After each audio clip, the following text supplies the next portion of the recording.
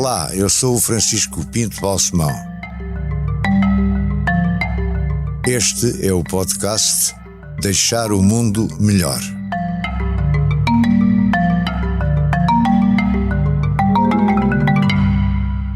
Meu caro Carlos, muito obrigado por ter aceito este convite para participar neste podcast, cujo título geral, como sabe, é Deixar o Mundo Melhor.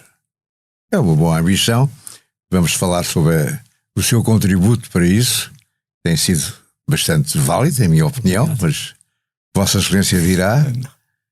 O Carlos agora tem 67 anos, não parece. Nasceu em Lisboa. Nasci em Lisboa. E fez a escola primária onde? No o liceu? No Barreiro, e terminei o liceu em Setúbal em 1972. Portanto, viveu sempre meu pai, na margem sul, digamos. Sim, os meus pais são de uma aldeia do Concelho do Cartacho, mas vieram para Lisboa. Minha mãe era professora primária. O meu pai conseguiu tirar com imenso sacrifício a engenharia quando estava na tropa durante a guerra, e foi um herói, realmente conseguiu. E depois trabalhou para o Estado e depois entrou no CUF, quando o CUF estava a fazer as fábricas e a fazer no Barreiro. De maneira que eu nasci em Lisboa, mas uns meses depois já estava no Barreiro e vivi no Barreiro até acabar o liceu em Setúbal. Primeiro no Barreiro, escola primária, e os primeiros anos do ensino secundário, porque havia lá um colégio que a CUF apoiava com o patriarcado, que era o Francisco Manuel de Melo, e onde conheci o Padre Fanhais, por exemplo, Francisco Fanhais, o cantor, que tinha sessões fantásticas. Mas seu professor ou foi seu colega? Não, era animador. Ele era professor, mas era professor noutra escola, mas fazíamos os sábados à tarde, onde víamos filmes proibidos pela censura, ver o Citizen Kane, o Comboio Apitou 3 vezes, os Sete Samurais. Então isso eram sessões clandestinas? Não eram clandestinas, éramos umas dezenas largas de jovens, não é? Mas o Barreiro era muito... O meu pai foi presidente do grupo esportivo da CUF, e uma das coisas que ele tinha era negociar com o presidente da Câmara e com o prior da paróquia do Barreiro, os três. O presidente da Câmara era um engenheiro da CUF também, portanto conheciam-se, davam-se bem, para libertar a gente que a Pito tinha prendido. Porque ele dizia, vá lá, o homem também é comunista, mas é bom pai de família. O meu pai foi da Zona Testa, tinha 3.000 mulheres que trabalhavam lá, quase tudo mulheres, alguns homens, mas quase tudo mulheres, e muita daquela gente estava junto do Partido Comunista, que tinha uma enorme influência clandestina no Barreiro. Era a vulgar a ver guarda republicana e cargo, e a PIDE andava sempre por lá. De maneira que quando foi a inauguração do estádio Alfredo da Silva, que foi, o meu pai era presidente e conseguiu convencer o Jorge de Melo a financiar aquilo, e pagou aquilo tudo, e depois havia a inauguração, ia lá o Américo Tomás, e o regime não queria perturbações com o Américo Tomás lá. Claro. Então houve uma negociação com o meu pai e o padre e outras pessoas lá da CUF e outros lá próximos aos sindicatos e aos trabalhadores. Eu acho que houve várias libertações de pessoas, e o que é certo é que aquilo correu tudo às mil maravilhas, e o senhor Almirante inaugurou o estado do Alfredo da Silva, que ainda lá está. O Carlos já teve alguma aproximação à política desde esses tempos? Desde esse tempo. Não era nada que lhe fosse alheio, nada. E o meu pai tinha tido, porque ele foi hóspede da família da Maria Barroso. E, portanto, apoiou na altura o Humberto Delgado. Portanto, lá em casa era do revirai, que se dizia, não era? Era da oposição. Eu lembro do meu pai ir votar na CEUD, nas primeiras eleições livres do tempo do Marcelo. E o liceu em Setúbal foi fácil para si? Foi. Correu bem? Foi bom aluno? Fui o melhor aluno. Deram-me um prémio. Teve um prémio de melhor aluno. Depois fui à Central de Cervejas, onde eles faziam todos os anos o prémio Dom Dinis, que era para o melhor aluno de cada liceu, e ofereci, foi uma grande excitação, um grande excitement de ir à Central de Cervejas e ver como se fazia a cerveja e receber umas cervejas de prémio ou não? E se receber 5.000 escudos, que na altura era uma fortuna. É muito dinheiro. Era muito dinheiro. Ajudou imenso depois quando fui para o técnico. E porquê é que escolhe o técnico? Eu gostava... Eu hesitava entre história e engenharia, porque a história é realmente mais a minha paixão.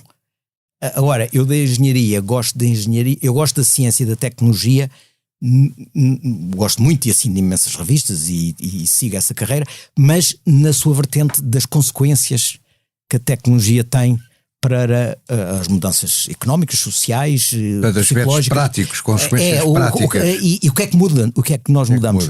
Mudar o mundo. Mudar o mundo. E aliás, eu acho que neste momento, enquadrando esta luta entre as autocracias e as democracias, as questões que se põem em cima da mesa são muito mais profundas do que se punham até agora nas guerras entre impérios ou entre países com as áreas de influência ou de comércio.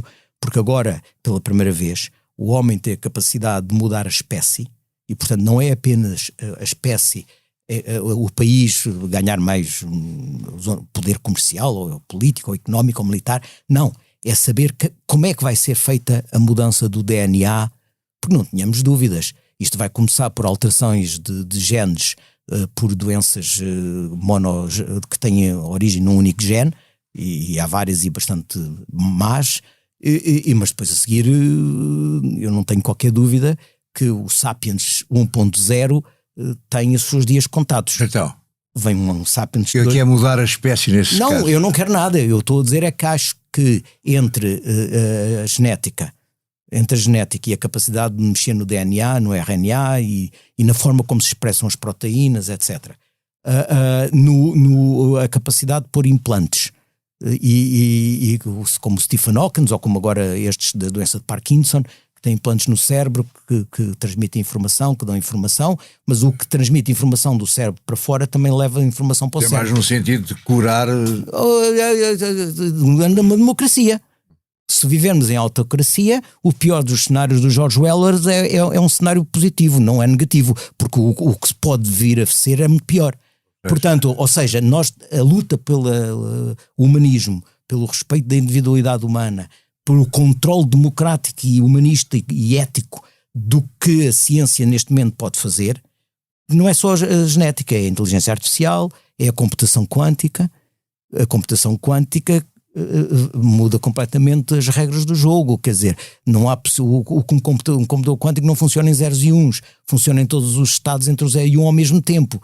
Portanto, a capacidade de processar informação e de sair com novas soluções. Consequências previsíveis para a computação quântica, em termos concretos, práticos. Em termos concretos. Inteligíveis para o brutal como eu. Por um lado,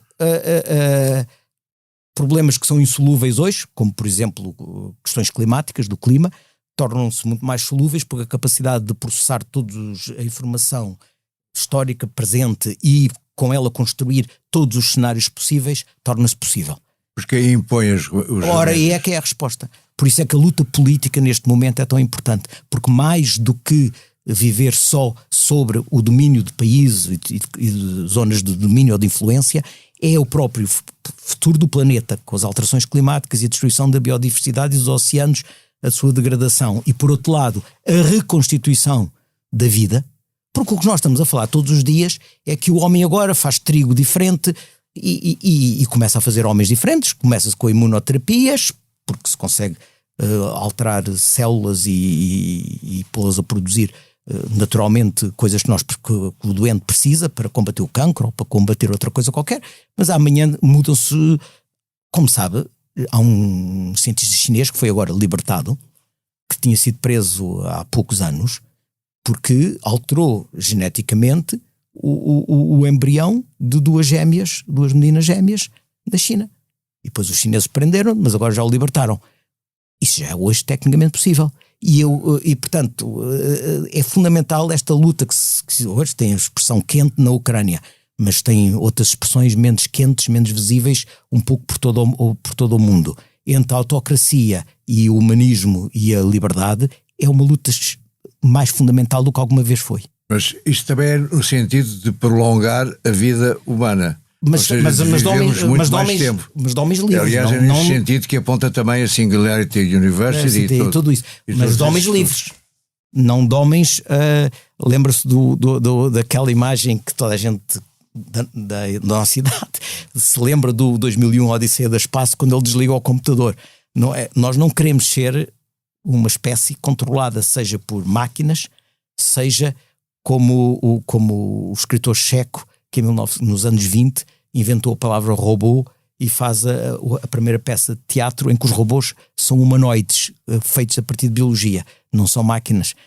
Nós queremos que, por um lado, salvar a biodiversidade e os equilíbrios ecológicos, impedir que a mudança climática torne-se catastrófica de uma forma que leve a um sofrimento enorme de muitos milhões de pessoas.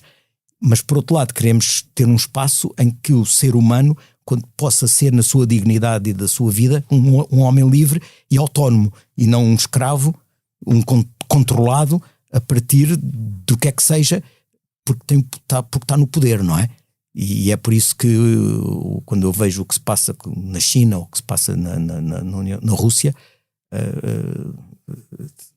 tenho arrepios. Vamos voltar atrás, estamos a entrar no técnico. No técnico. E a especialidade? Eletrotecnia.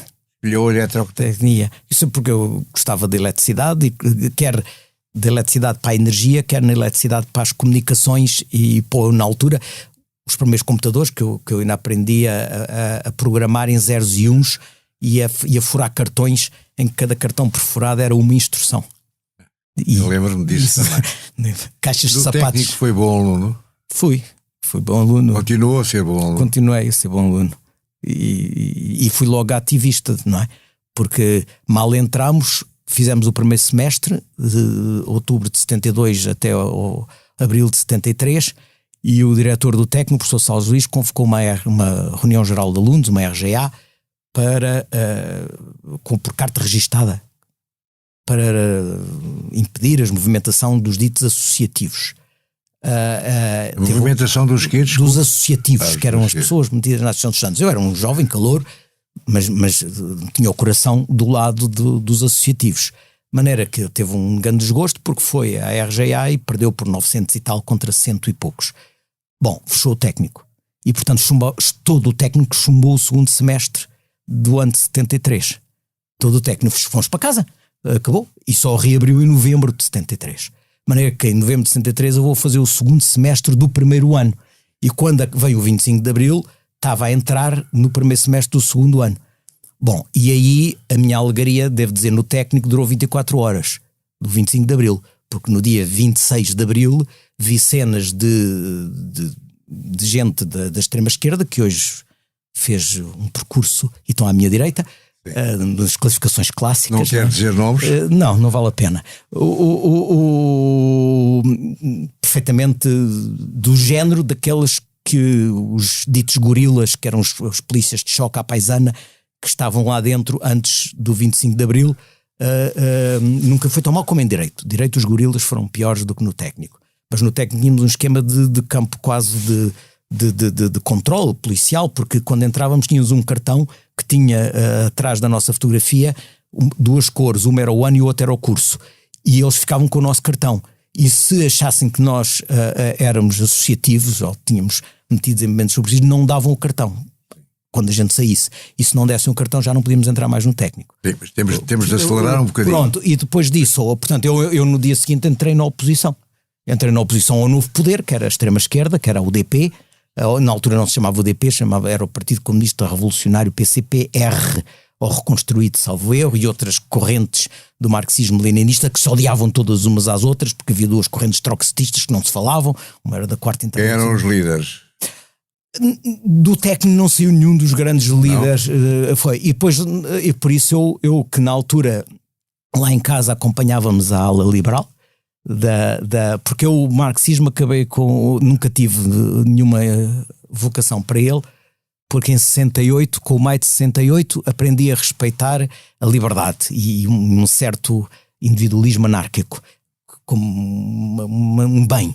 E depois em agosto de 68 aprendi a ficar violentamente antiditatorial quando vi os tanques em Praga e o Jan Palach a imolar-se pelo fogo. Mas voltemos. Portanto, quando chega a isso, eu naturalmente a família toda foi ao notário para reconhecer a assinatura para as assinaturas da fundação do PSD. E foi por isso que... E o Carlos entra para a JSD quando? Eu entro pela JSD por essa altura, porque eu lembro-me de ir ao notário em maio de 74, salvo erro, não foi, Dr. Balsemão? Foi em maio de 74, fomos lá papel azul, do 35 linhas, e depois lá ia entregar ao Largo do Rato, salvo erro. O Largo do Rato era a primeira sede. É a primeira sede onde se foi entregar as assinaturas para a legalização do PSD. E depois disso começou no técnico toda a agitação e nós começámos a organizar um pequeno núcleo e depois sou presidente da Associação de Estudantes no último ano do técnico, no 78. Em 78. Em 78, sou presidente da Associação de Foi Estudantes. Um presidente aguerrido e ativo, a Associação de Estudantes do Técnico era uma empresa. Eu aprendi naquele ano mais que me serviu para a vida quase do que durante o curso, porque era uma empresa de mais de 100 trabalhadores, não tinha contabilidade, toda a gente tinha a mesma categoria profissional, porque não podia haver chefes nem diferenças. Os homens tinham direito a 2 dias por mês pelo período, por exemplo, que nunca mais me esquecia disso. Era um caos. A cantina de um caos. E a gente dormia lá. Eu dormia lá 3, 4 noites por semana e trabalhava já a meio tempo. Portanto, eu fiz o curso à noite a trabalhar a meio tempo, depois tinha meio tempo para os estudos. A trabalhar onde? Numa empresa de navegação e cargas e descargas marítimas com enxabregas e tinha sido nacionalizada também e pertencia ao Estado. Fiz lá contabilidade, serviço pessoal e sobretudo programação do primeiro computador, que era do tamanho de um piano e tinha 8K de memória. E lembro perfeitamente disso. E depois fazia política na outra metade do tempo, né? Que eu tinha 3 meios tempos. Sim, temos de acelerar, Carlos. Força. Pois... há uma altura em que é membro do governo, ou primeiro e nem é deputado. Não, sou membro do governo de surpresa, porque no Instituto Sá Carneiro tinha-se desenvolvido uma série de atividades a favor do ambiente. Lembra-se? Pronto. E daí saiu independente do Instituto, completamente autónomo, mas com pessoas que frequentavam na altura as nossas sessões e de onde eu animei a formação do GEOTA. Mas, independentemente disso, eu também era sócio da Liga e também de outras organizações e fazia muita coisa para o ambiente. E quando há a formação do Bloco Central, depois do seu governo, quando há a formação do Bloco Central, eu ouço um dia na rádio a tomar um pequeno almoço e para ambiente vai um jovem desconhecido que se chama Carlos Pimenta. Eu também engasguei porque percebi que era Ninguém tinha falado consigo. Porquê? Porque o Capucho, o António Capucho tínhamos escolhido ele, ainda hoje acho que foi um ato de quase loucura dele, porque ele estava com ele era secretário-geral e ia ficar com um Ministério de Estado muito grande, desde o desporto, condição feminina, consumidores, ambiente, sei lá, tinha vários pelouros. E quis para o ambiente alguém novo, que fosse um ambientalista verdadeiro. E então foi-me buscar, e na discussão dos nomes com o Mário Soares, o meu nome estava lá na lista, e o Mário Soares julgou que aqueles nomes estavam ok, e então parece-me que foi alguém do gabinete dele que deu à imprensa a lista, antes de eu ter sido convidado, e portanto fui ouvir na rádio, não é? E depois, portanto, esteve nos governos Estive no governo do Bloco Central, digamos, com o Mário Soares e o professor Mota Pinto como primeiro-ministro e o Carlos Mota Pinto como vice-primeiro-ministro e o Hernani Lopes como ministro de Estado e da adesão europeia, de Finanças e da adesão europeia. Foi um patriota, um grande homem. E depois disso, quando o Mota Pinto morre e passa o Dr. Rui Machete a vice-primeiro-ministro e há uma remodelação, eu vou ser taxado das pescas com o job, com o Dr. Almeida Serra, ministro do Mar, com o job da adesão à União Europeia. E depois das eleições de setembro, cai esse governo, entra o governo do professor Cavaco Silva minoritário, e o professor Cavaco Silva convida-me para o ambiente outra vez. E eu lembro de dizer quem me telefona é o professor Valente de Oliveira, que me telefona, e eu lembro de estar-me a despedir do António Marta, que já faleceu, que foi um grande secretário de Estado da adesão, foi ele que fez o dia-a-dia das negociações, paz à sua alma, e estava no gabinete dele a despedir-me dele quando veio o telefonema do professor Valente de Oliveira, e eu lembro de dizer assim: olha, assim é quente, eu adoro o ambiente, mas eu só aceito voltar com 2 condições. E o Marta ficou assim, para mim, quero o orçamento de investimento da conservação da natureza multiplicado por 10, tinha 150 mil contos, era menos 1 milhão de euros, passar para 1,5 milhão de contos, que não era muito, mas seria o que hoje em dia 6 milhões de euros ou 6 milhões e meio, não chegava a 7, à volta disso. E quer que o ambiente tenha a tutela da água, dos rios. Porque o que se passa com areieiros, com poluição de toda a gente a deitar nos rios, a poluição das fábricas, dos têxteis, das pocilgas, tudo isso não pode ser. Isso tem que parar. E o professor Valente Oliveira disse assim, olha, por mim está bem, mas como isso significa ir buscar a hidráulica às obras públicas, eu tenho que falar com o Primeiro-Ministro. Em relação ao orçamento da conservação da natureza, acho muito bem. Eu falo com o Cadilho, que foi quem foi para Ministro das Finanças. E assim foi. E depois dali fui para o Parlamento Europeu, onde estive sempre no ambiente e na energia. Mas tinha estado no Parlamento Português primeiro? Não. Nunca teve? Não. Eu estive no Parlamento Português, concorri nas eleições primeiras, foi já de 85, foi junho de 85, em que fui cabeça de lista por Setúbal. E depois voltei a ser em 87, em 89, em 91. Mas teve parte ativa da Assembleia da República? Não. Da Assembleia da República, eu saí em 80, fui eleito em julho de 85, o governo fui para o governo. E fui para o governo.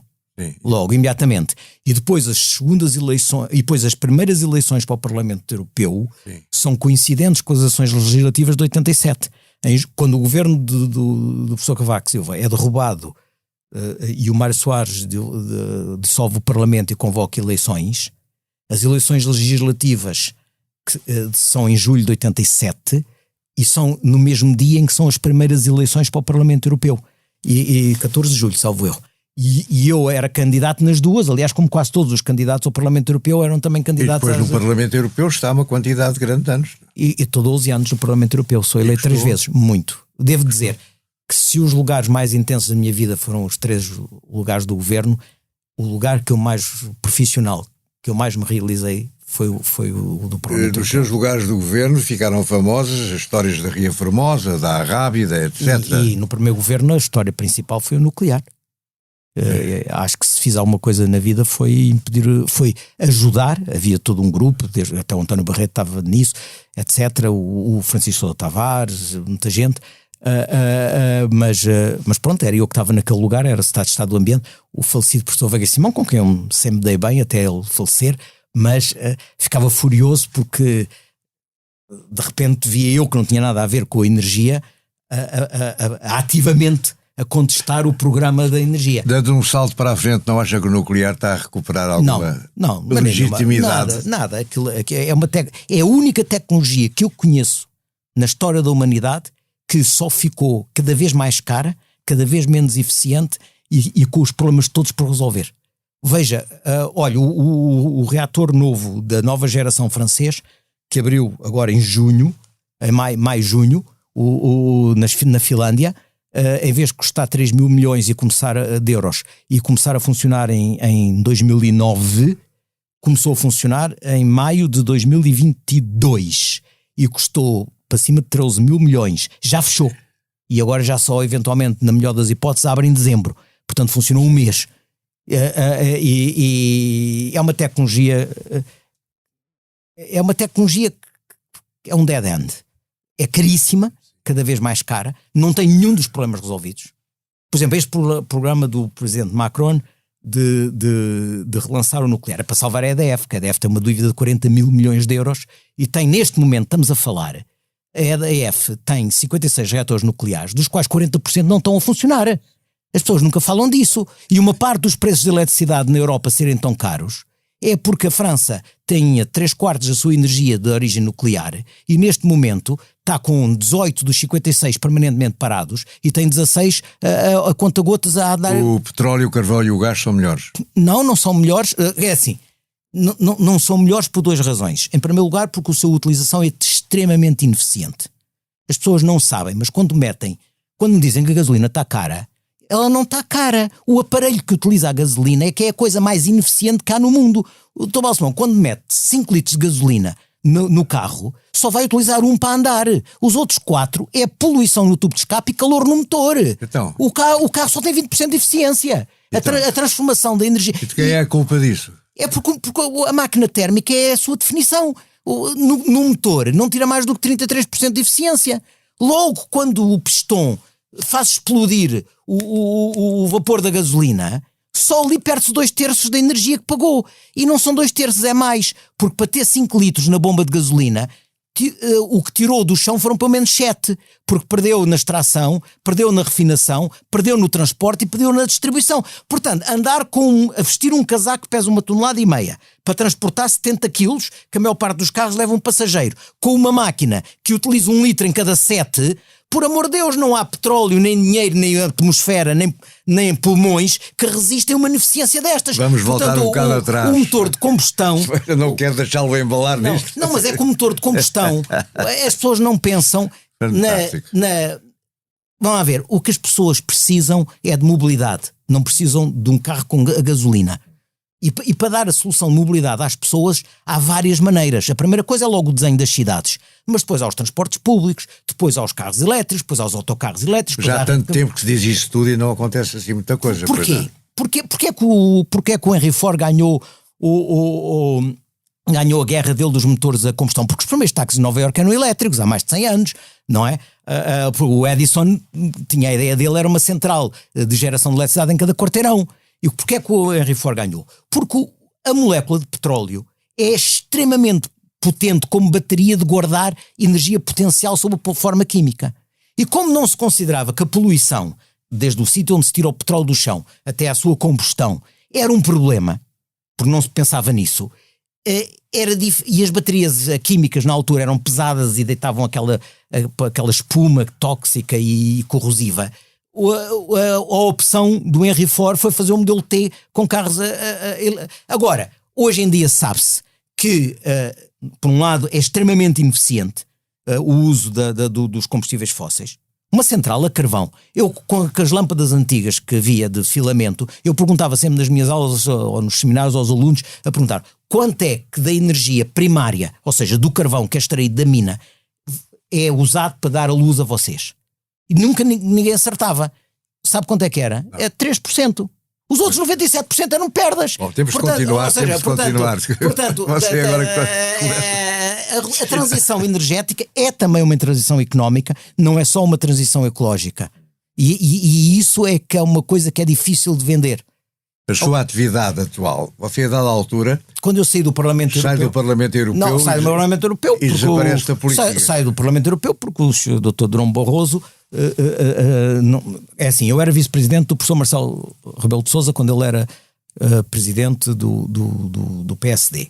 E estava na lista para o Parlamento Europeu, em número 3, em primeiro era a Nobleza, depois era o Portas, porque a lista era conjunta com o CDS, e eu estava em terceiro lugar. E quando ele se demite, a Nobleza e o Paulo Portas dizem que já não querem ir, e eu ia subir para a frente.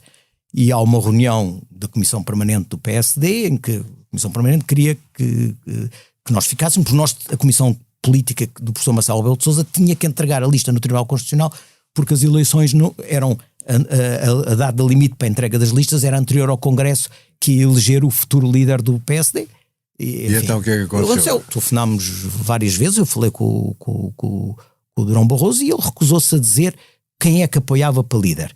E eu disse-lhe claramente ali, e disse claramente a ele, eu não vou para o Parlamento Europeu para ter uma guerra com o futuro líder do PSD. Portanto, se o futuro candidato e provável líder não diz claro e preto no branco que apoia a lista da atual Comissão Política, eu não sou candidato e ninguém da lista quis ser candidato. E, portanto, o que é que fizemos? Convocou-se um Conselho Nacional e dissemos, preencha você a lista e a gente assina por baixo, porque temos que entregar no Conselho Nacional. E eu aí cortei. Não, tive muita pena porque... Tinha ainda muita coisa a fazer. Não, é que eu era porta-voz do clima do Parlamento Europeu. Era o relator sucessivo ao longo dos anos, negociador de Kyoto, e ia suceder ao Al Gore numa associação internacional de deputados europeus, de vários parlamentos nacionais, da dieta russa, da dieta japonesa, do Congresso dos Estados Unidos, Senado. Uma coisa chamada CE. Não, Globo. Globo, era a Globo. E eu era o presidente da secção europeia e vice-presidente da internacional, que era o Al Gore. E o Al Gore tinha acabado de ser eleito vice-presidente dos Estados Unidos e, portanto, ficou a presidente o John Kerry. E eu fiquei, ia ser o número 2 John Kerry e depois substituí-lo para presidente. Foi uma pena. Para mim foi uma grande pena. Por um lado, continuo a pensar que quando, e vamos ver, esperemos que esta tragédia da guerra, termine e não termine mal. Mal já vai terminar por causa dos milhares de mortes e do sofrimento humano, mas que não termine mal em termos de liberdade do povo da Ucrânia. Mas depois disso, o grande bomba relógio imediata que o planeta tem é o clima e a destruição da biodiversidade e a degradação dos oceanos. E não há volta a dar, isso são milhões... E essa luta para si continua. É a luta número 1. Mas o Carlos, depois disto, deixa a vida política praticamente. E eu volto àquilo que tinha sido a minha paixão de início, juntando a engenharia à minha paixão pelo ambiente, que era fazer renováveis. E então, porque eu em 82, antes de entrar no governo, como jovem engenheiro, consegui fazer a primeira instalação solar na altura térmica em cima do telhado de um estaleiro naval no Seixal. Foi a primeira instalação solar. Mas agora, e depois disso, o que aconteceu? O que aconteceu? Nós tínhamos uma situação em Portugal de dependência acima de 90% das energias fósseis, que chegava a valores próximos dos 10 mil milhões de euros de importações anuais, e não havia energia eólica, só havia as velhas barragens do tempo do Salazar e pouco mais. E não havia 3 ou 4 parques eólicos. E quando sai a diretiva europeia em outubro de 2001, que aponta para 2010 já metas claras para cada país ter... Com o virar do século, Carlos muda de atividade? Imediatamente. E então vou procurar fazer projetos e para isso tive que mobilizar capital. Eu lembro-me que das várias coisas que na altura se montou, uma associação com investidores franceses, outra foi o lançamento de um primeiro fundo sobre as renováveis. Eu lembro-me de ir ao Banco de Portugal, era o Dr. Vitor Constâncio, e dizer: doutor, eu quero a sua bênção e o seu dinheiro. Que é o dinheiro do fundo de pensões. E conseguiu a bênção e o dinheiro? E o dinheiro deles e a Fundação Carlos Gulbenkian, que entrou logo com 25% do capital. Qual é a sua posição acionista nestas empresas? Ultra minoritário, porque a única posição acionista que eu podia ter era, como se faz internacionalmente, o fundador e gestor e o tipo que tem a ideia pedir uma pequena participação acionista sem capital. E onde é que foi buscar o capital? Não, a participação acionista era por conta do trazer o projeto. Só, e portanto ultraminoritário. O resto do capital. O resto do capital era quem tinha dinheiro. No caso do fundo era a Gulbenkian, a Oriente, a Luso-Americana, os fundos de pensões principais do país. Empresas internacionais, noutros empreendimentos. Eu vejo que agora o Carlos muitas vezes está no Luxemburgo. Porquê está tantas vezes porque desde logo nessa altura, quando criou o fundo, em Portugal, para criar um fundo semelhante, tinha que estar dentro da capa de um banco. Depois disso saiu a legislação que permitiu os fundos autónomos. Hoje já não seria necessário, mas na altura era necessário. E então, na altura, a hipótese era muito simples. Ou ficávamos dentro da União Europeia, e aí os dois principais centros eram Londres ou Luxemburgo. Graças a Deus escolhi o Luxemburgo, senão depois tinha tido o problema do Brexit. Ou então ir para paraísos fiscais. Eu nunca quis ir nesse sentido. Portanto, essa situação foi imediatamente posta de parte e, portanto, dentro da União Europeia, porque aí estamos debaixo da supervisão das autoridades. Mas o que é que tem no Luxemburgo agora? Não, meu, nada, tinha um andar alugado. Não, mas em termos empresariais? Em termos empresariais, estou no Conselho de Administração de empresas, mas que não são minhas. Mas que estão a fazer o quê em Portugal? Não, em Portugal neste momento, só indiretamente, porque aí eu já larguei os Conselhos de Administração. À medida que eu fui andando na idade, fui passando de lugares executivos para lugares não executivos. E hoje em dia estou à beira da reforma, eu já tenho 48 anos de descontos. Qual é o principal projeto em que está envolvido? Não, agora? O principal projeto que está empenhado mesmo. Eu aqui em Portugal tive muitos projetos em que tive diretamente a ver, que fui mesmo o responsável, chefe. Por exemplo, o maior projeto eólico em Portugal na altura, e penso que ainda é o maior, a empresa eólica do Val do Minho, em parceria com as 6 câmaras municipais do Alto Minho, fizemos um projeto que na altura foram 400 milhões de investimento. Já está a funcionar? Desde 2008. E bem? Muito bem. E esse projeto são 80 contratos de baldios, mais de 80 contratos de baldios. É aquele que mais se orgulha? É esse, talvez? Como projeto individual foi maior. Do que mais me orgulho foi também, além disso, a volta que se deu à Generg. A Generg era do Estado.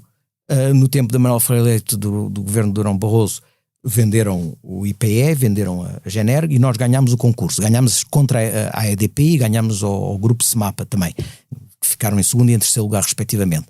E ganhámos um grupo muito pequeno. E quando nós pegámos na Generg, a equipa de Nova Energia tinha 30 megawatts de pequena hídrica. E agora? 700 megawatts, e faz todas as tecnologias: solar, eólica, hídrica, e foi essencial, assim como o Valdeminho, assim como a EDF Portugal, assim como a EDP, assim como outras, para criar um sucesso que esse orgulho imensamente, que foi o cluster industrial e de serviços de energia eólica em Portugal. Orgulha-se, portanto, em conjunto com o Nuno Ribeiro da Silva, que hoje está na Endesa, e com outras pessoas, que fez as pessoas não sabem, mas hoje Portugal exporta por ano centenas de milhões de euros de tecnologia eólica. Centenas de milhões de euros. Tecnologia, aparelhos, máquinas, pás, torres, geradores, são milhares. Estamos a falar, Tomás Simão, de milhares de postos de trabalho que não existiam em 2008. Em 2008 estas fábricas não existiam. E foi possível, só em 2008, quando se fez o consórcio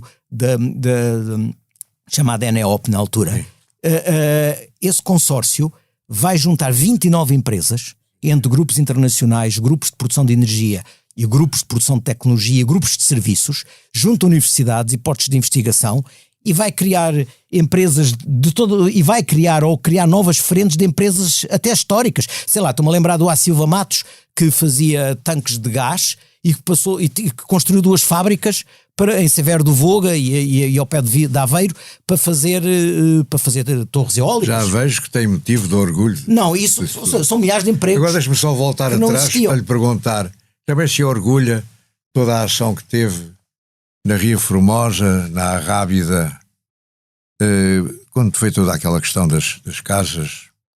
Claro. Não, isso eu comecei a... É outra história. Vamos ver, é outra época. A Secretaria de Estado do Ambiente, sobretudo naqueles anos de 84, 85, 86, 87, nunca deitou abaixo uma casa que fosse em terreno privado. Porque casas em terreno privado é o problema das câmaras. Claro, em terreno público. Terreno público. Domínio público marítimo e terreno florestal. E eu lembro-me que nós mandámos fazer a despistagem de todas as casas. Houve um projeto muito grande que foi o Setúbal Verde, que era uma organização não governamental, que era o Setúbal Verde, onde estava o atual professor Viriato Soronho Marques e o atual professor Francisco Ferreira da Quercus, que foi da Quercus, agora é da Zero, fundador da Zero, aliás, fez o levantamento. As pessoas fizeram-se reuniões com as pessoas foram avisadas e depois as pessoas não saíram. Havia entre 2% a 3% de habitação própria. O Estado da Habitação, o Dr. Elias da Costa, garantiu-me e cumpriu que esses 2% a 3% de pessoas cuja casa era em domínio público marítimo, por exemplo, na Arrábida, ou por exemplo, teriam casa de graça e tiveram uma casa oferecida pelo Ministério da Habitação. O resto foi tudo abaixo. E temeu pela sua vida? Teve ameaças físicas? Não, sabe, quando a gente é novo e acredita no que faz, vive de adrenalina, não é? Vive de adrenalina e os dias e as noites não são pegados. Agora deixe-me mudar de assunto. Não, eu cheguei a andar durante meses a dormir uma noite em cada sítio e andar com 5 polícias guarda-costas. Olha, eu lembro de uma coisa, fui chamado ao Ministro da Administração Interna e estava lá ainda não era o SIS, era a inteligência militar que havia na altura, e o coronel, um homem militar extremamente competente, voltou-se para mim, eu entro, cumprimento o ministro e ele apresenta o coronel e ele volta-se para mim e diz: o senhor tem medo de morrer? Disse: boa tarde, o senhor tem medo de morrer? E eu nunca pensei nisso. e ele diz: se o senhor tem medo de morrer, está combinado e sai-jado, vai daqui para o aeroporto e vai-se embora. Porque eu não lhe posso garantir que o senhor não é vítima do atentado. E o que é que fez? Não, eu decidi na altura... embora? Não, fiquei, mas na altura... Mas a gente não, mas é assim, mas ouça, é assim, Tom Balsemão, a gente não pensa, a gente vive, quando se é novo e acredita-se no que se faz, vive-se a 1000 a hora. E, portanto, viver a 1000 a hora significa que a adrenalina a gente nem sequer considera, não é? A gente acredita no que faz e é para fazer. Deixar o mundo melhor tem o patrocínio da Hyundai. Juntos avançamos para uma mobilidade mais sustentável. Porque o que move a Hyundai hoje é garantir um mundo melhor às gerações de amanhã. Hyundai. Mudamos o futuro. 2 perguntas para terminar. Primeiro, tem 3 filhos e os 3 estão ligados à causa do ambiente, profissionalmente, por escolhas pessoais deles, não é? O pai não teve nada com isso? Não, o pai não teve nada com isso. Eles é que escolheram e está uma em Portugal. Mas o fervor quase religioso uma está em Portugal do pai e está isso. em atividades de gestão, outra está no Reino Unido e é funcionária do ambiente, do Ministério do Ambiente de lá, e está em atividades ligadas à proteção, ao combate às mudanças climáticas, e o outro está na Austrália e tirou lá a engenharia e está a trabalhar também em energias renováveis. A segunda pergunta tem precisamente a ver com a Austrália. A sua mulher é australiana, Tasmânia, não é da Tasmânia? Exatamente. E o Carlos, hoje em dia, vive uma parte do ano, mais ou menos regularmente, na Austrália. Não, vive. E, sim, passo lá muitos meses e gosto mesmo muito de lá estar. Mas é férias, passeia, tem lá. Hoje em dia, com o teletrabalho, permite que a gente esteja num sítio e continue a participar. E, sobretudo, liga-se à pergunta que me fez há bocado sobre atividades que eu tenho na União Europeia e com base no Luxemburgo, ligado às energias renováveis e também ao clima. Eu participei da Austrália, várias conference calls e várias reuniões e várias participações. É às 3 da manhã, às 4 da manhã, às 5 da manhã, porque são 11 horas de diferença. E, portanto, o que é dia aqui é lá à noite e vice-versa. Mas eu sempre dormi pouco. Portanto, continua a colaborar e a construir. E agora aquilo que se passa na Austrália também me dá bastante alegria agora, porque há finalmente um governo, agora com o Albanese, que ganhou as eleições, há finalmente um governo que vai apostar a sério nas renováveis e acabar com a ligação, que era uma ligação, enfim, enorme. Portanto, da Austrália ou em Portugal ou no Luxemburgo, vai tentar continuar a contribuir para deixar o mundo nos três melhor. Nos 3 sítios. Muito obrigado. Muito obrigado. Deixar o Mundo Melhor é um podcast de Francisco Pinto Balsemão com música original de Luís Tinoco. A sonoplastia de Joana Beleza e João Luís Amorim. O vídeo e a edição de José Seduvim Pinto, Carlos Paes e Ruben Tiago Pereira. Transcrição de Joana Henriques e apoio à edição de Manuela Goxa Soares. Imagem gráfica de Marco Grieco. Produção de Margarida Gil.